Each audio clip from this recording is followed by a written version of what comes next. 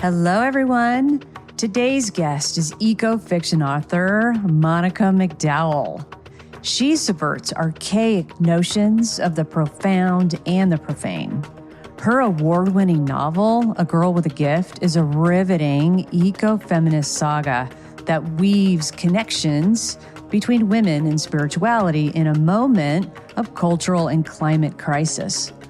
Whereas traditional patriarchal theology tends to honor the spirit and debase the body as dirty, Monica's work restores the sacred divine feminine power to the corporeal and the earth. In this episode, gain insight into the ecological drive behind her liberation theology, which is all about how the honoring of women is the honoring of the earth. Dive into Monica's role as a whistleblower on sexual misconduct in her own church and how that fueled her commitment to truth-telling as forms of dignity, healing, and courage. She shares her curious creative process that involves lucid dreaming, meditation, breath work, and turtle steps. See how timely coming-of-age story can help us realize the everyday magic within ourselves to help heal the planet.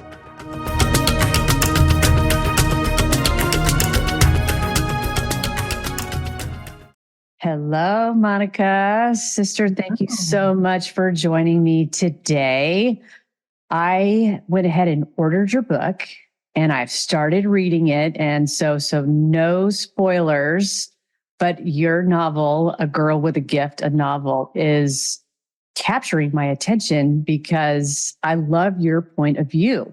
This point of view that the protagonist is the observer, because I find myself so many times needing to be an observer of my own life. And not that that is what the main character is doing in this book, but I just love the perspective. So tell us a little bit more about your book and what was your intention as you were writing this eco-fiction novel? My intention was to honor eco-fiction, but to honor ecofeminism more than that, and to have female characters, almost exclusively female characters, and to honor the sacred feminine and honor the earth, and write a book that I would want to read, that I hadn't read. Something unique that I have never experienced in reading. So I wrote the book that I wanted to read that I hadn't read. And I wanted something that, honored the theology that I learned in seminary, which was very feminist-based, very liberation theology. So something that really honored the connection of women, the connection with the earth, connection with just spirituality, in a way that was also modern, with issues with the earth and alternative types of worldviews, paradigms. Yes, because in so much theology, from what I understand and what I've studied, women were just written out, just completely erased, and/or they were written into the context of being evil. Yes. And the women who are, like in traditional scriptures in the West, are often nameless. And some of the, like one of the passages, there's translation bias too. So some of the translation that's happening is biased against women or against feminine language. One translation I did of the Genesis story of creation, the verb is the spirit. The traditional translation is the spirit hovered over the waters, right? In this, but when I went and looked at it myself in original Hebrew that I could have access to, the word was brooded. It was a feminine, like a hen brooding over her nest, with a feminine noun or feminine verb, and always used that way. But it got translated as a much more neutral hovered rather than brooded, that very feminine hen mother image. So, you see it even as you're doing your own translation. It's like, I wouldn't have translated it that way. Right, because it was that patriarchal viewpoint that they were using in that cultural time, I'd imagine. Well, yeah, your book, you're tackling some big issues in your book. You're right away. I don't think it's a spoiler alert to say that the girl with the gift is hearing clairaudiently from Mother Mary. And I want to talk about that theology versus ecology a little bit later. But like right off the bat, you were talking about your theology background, and you bring up right away that some of the characters are hurt because of the abuse that was happening in the church, particularly with priests molesting boys. Mm-hmm. Yes. Well, I have my own interaction with the church that is a patriarchal abuse. Yeah. So I wanted to honor that. And actually in my own, what I call my saga, where I was a whistleblower for, there was sexual abuse happening, sexual misconduct by a minister in a church where I was working. When my case, it went to civil court, it went out and it was national, it was in the news over 3 years. And those were the years that the Catholic Church abuse cases came out into the national attention, the same exact time period. So for me, it's a little bit linked, this feminism and this, telling the truth about what really has been happening for centuries, if not millennia. Telling the truth. Can we get a hallelujah? Good. I just want to take space for that and just say thank you for talking about that, because it's really hard issues. And we have seen throughout scientific data that when survivors of sexual abuse, they just shut down. Their body goes numb and they can't talk about it. They can't even express what's happening. They can't obviously fight back because they're numb. So just thank you. Thank you. And thank you for bringing it up in the book too. Yeah, it's important. I think truth is healing. And so the more that we can speak about it gives courage, gives the openings and gives the spirit of courage for others to speak their truth when it's the right time. Absolutely. And particularly, when both men and women and young children are reading your book. Mm-hmm. That's what I found so great, that you were giving such a huge safe space for adolescents to know that this you can talk about things and things are going to be okay and things are going to be a little uncomfortable for a minute, but just keep going at it. Mm-hmm. And particularly with things that are being seen as gifts, as we go back to the book and she's hearing clairaudiently from Mother Mary. So let's talk about that theology versus ecology. Because the beginning of your chapters, you have opening lines for data on climate change. So mm-hmm. How do you talk about the ecology versus theology? I have a theology that is very ecologically focused, and that is that it's the sacred, the divine, whatever word you use, is infused in all of us and in the earth. There's one and the same. So I think it transcends, but it's also immanent. It's also present, always within bodies. And that's the patriarchal theology tends to separate. Mm-hmm. Only spirit is sacred. Bodies are dirty. Bodies are bad. Earth is dirt. It's that we can do what is profane. And so by making it sacred, by reinfusing it again with everything is full of divinity, everything is full of the sacred, we bring it back into balance, we bring it back into oneness.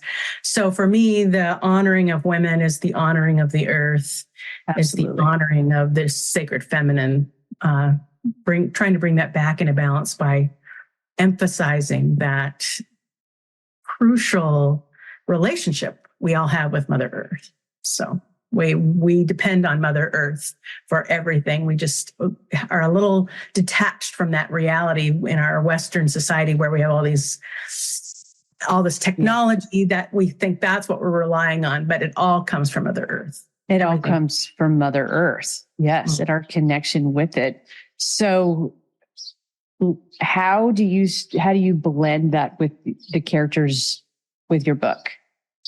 So I because of the story where Mother Mary is the focus of their religion, because of the mother's own journey away from traditional religion, Mother Mary and the earth are really almost synonymous. I just got a message from somebody, another minister actually, who read my book, just finished it, and said, you could switch the two, Mother Mary and earth.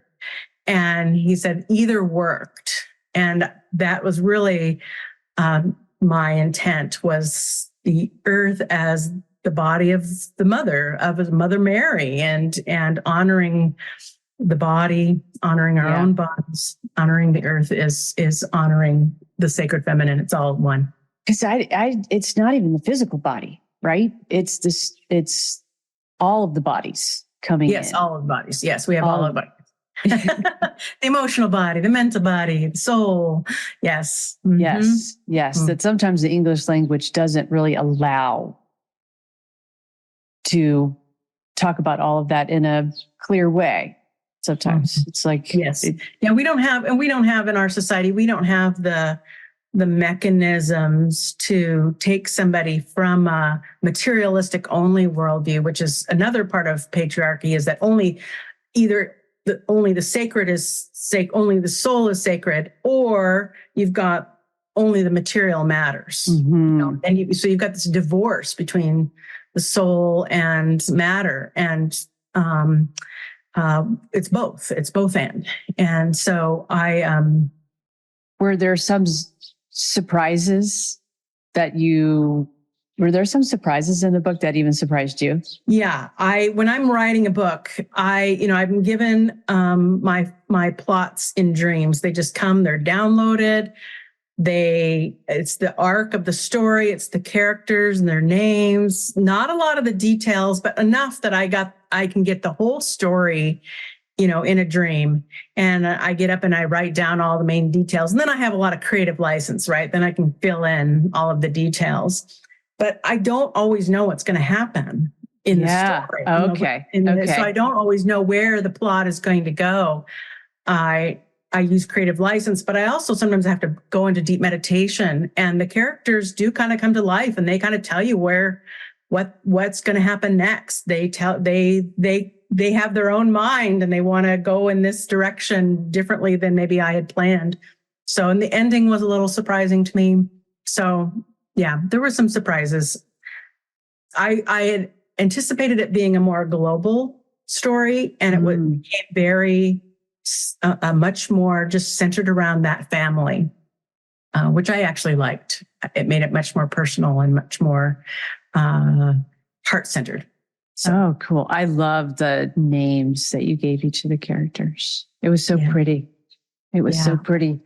But that creative license is what I am all about. It is creativity to me is just the solution to everything that we need here for us humans to interact better with one another, to help save the planet, to help get to know oneself. So that creative license is totally the creative spirit. And I'm stoked that you're listening to that.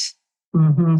Yeah. And I mainly do it in meditation with visuals. I go in and I just kind of create landscapes, and I'll visualize the scenes like I'm watching a movie in my head. And then I'll just kind of let it go and just see what happens, and just let the story play itself out in my head without me controlling it. Oh my God. It's like you're the observer again. Yeah, exactly. And I'm like, oh, that's what happens. And then I'll go and write it. So good for you for not getting in your way. Did you have like some blocks before this? Because you have written many books. I think you've written 5. Is that right? Mm-hmm. Yes. And so did you have like writer's block, or what were some of those challenges that got to just letting it go and be the observer here? Were you always that way, perhaps? Oh my God, maybe you were.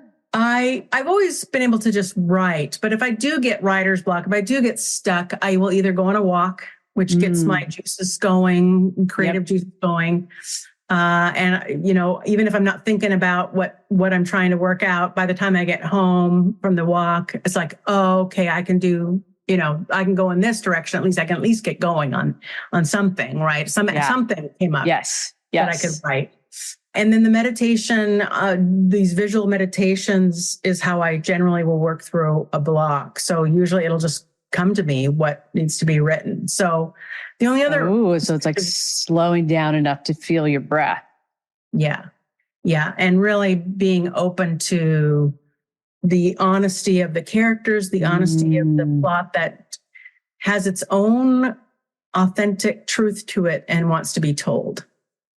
So since it's given, I feel like, it wants to express itself. It's like a muse that, this is the way the story's going to go. And so I have to just kind of bend my creative will to what wants to be written.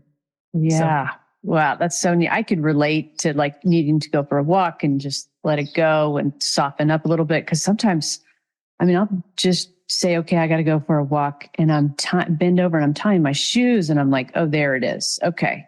All right. There's what I need, right? There's the idea, or there's the solution again, or something clairaudiently came in and I'm like, okay, I got it. I'll just get that body kinetically moving again and things happen. Yeah. And even with the breath work. Yeah.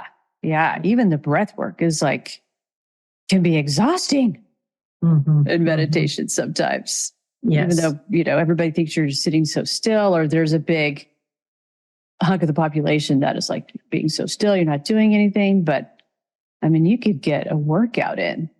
Yes. When you're meditating. Yes, and I do a breath work that's very, very active, can be very intense. But it's transformative. So that's another thing I'll do too, is if there's an actual block, like an energy block in me, sometimes there's that, right? I just can't get into the writing because something's energetically just not working. Yeah. So breath work is another great tool for really shifting the energies, and releasing whatever is ready to be released. So the new can come in. Yeah. Yeah. I feel like is ecofiction new, or has it been around forever in your mind?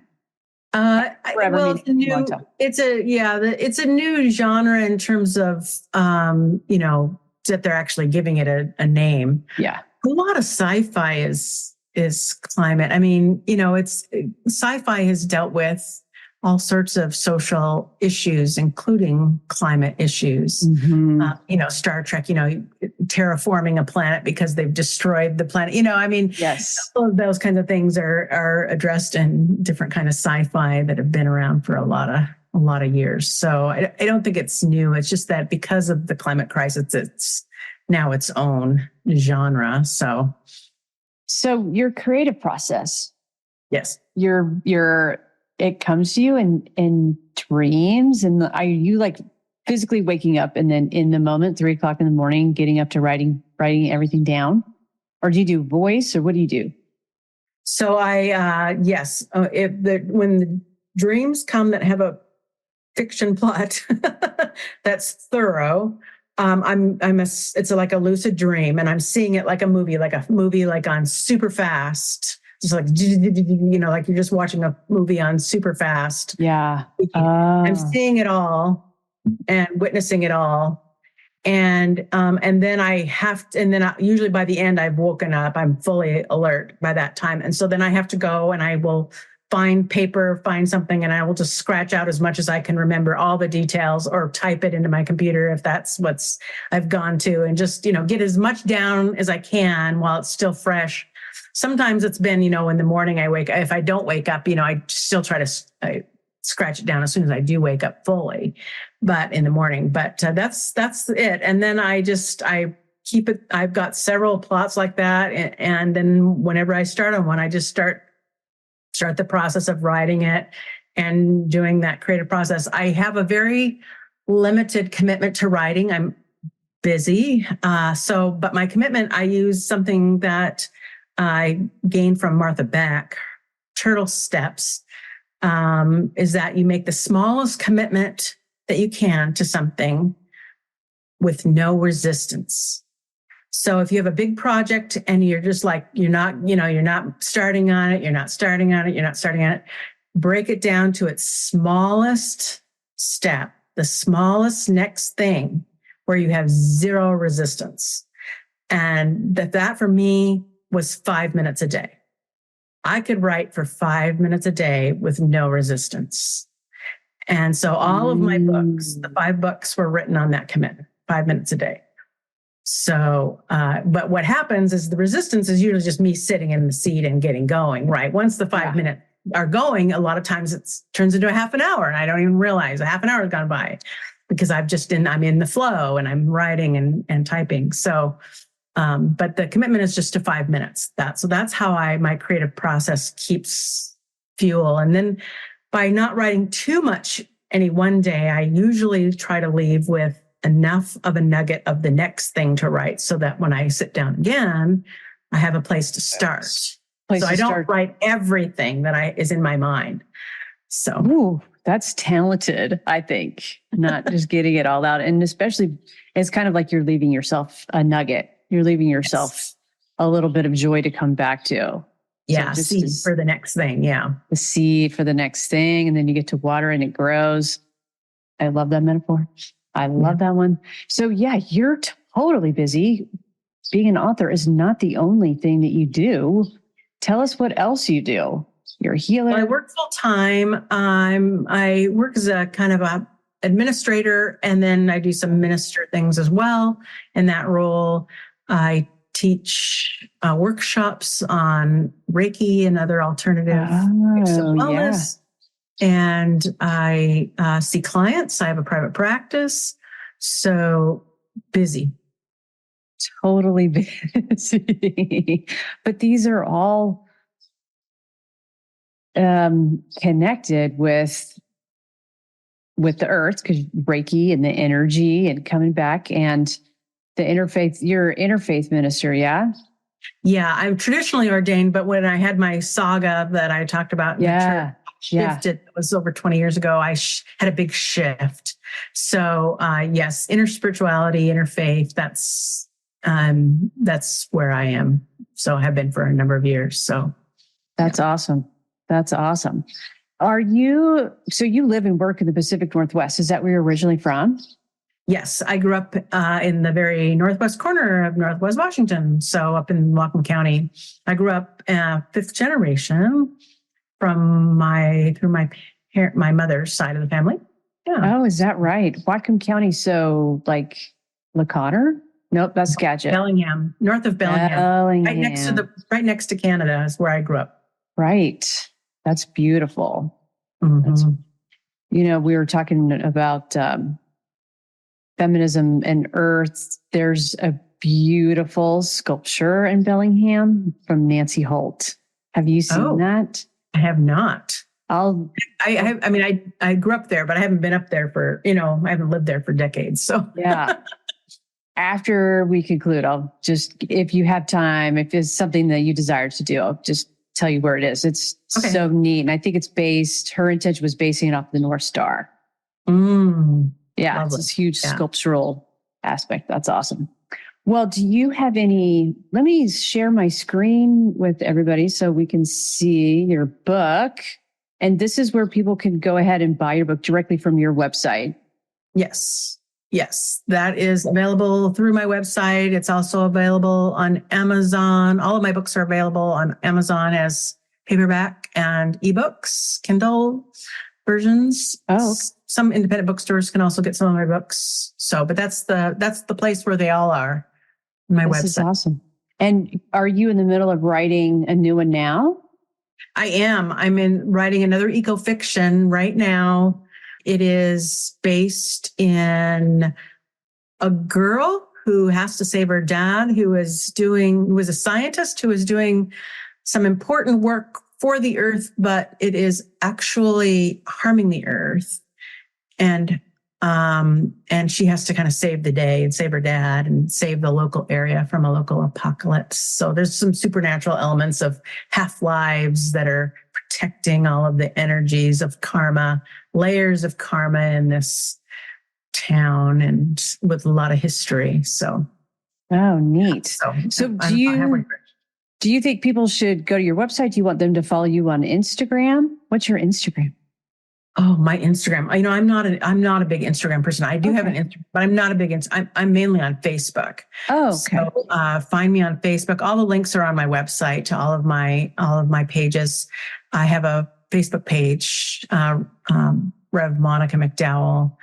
And if you sign up for my newsletter, which is on the bottom of every page on my website, that goes out once in a while, not really often, but once every 3 months or so.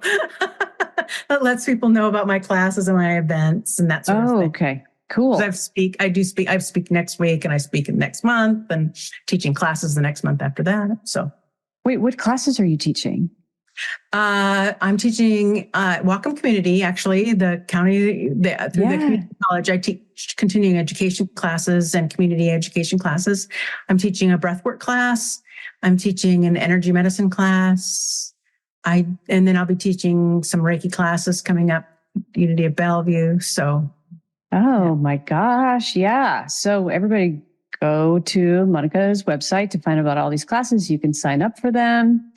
And thank you so very much for sharing more about your creative process and these issues that I think, as well as you do, are so important to keep apprised and not erasing either the femininity throughout the world that we need right now in the creative spirit. Absolutely. Thank you. Yeah, thanks for having me. I'm happy to be here and happy to have this conversation with you.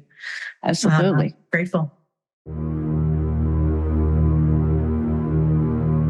Thank you so much for vibing with the female frequency today. If this episode or any other episode has helped transform or shift your perspective in any way, please tell me all about it. Tell me all about it in a review where you are listening to this podcast. It will totally help me out and help spread the vibe. If you're a creative looking for more support, this is what I do for a profession. I often host workshops, and you can find out all about those on my website. So take a look at www.pressreign.com. That's PRESSREIGN.com. All right, y'all, until next time.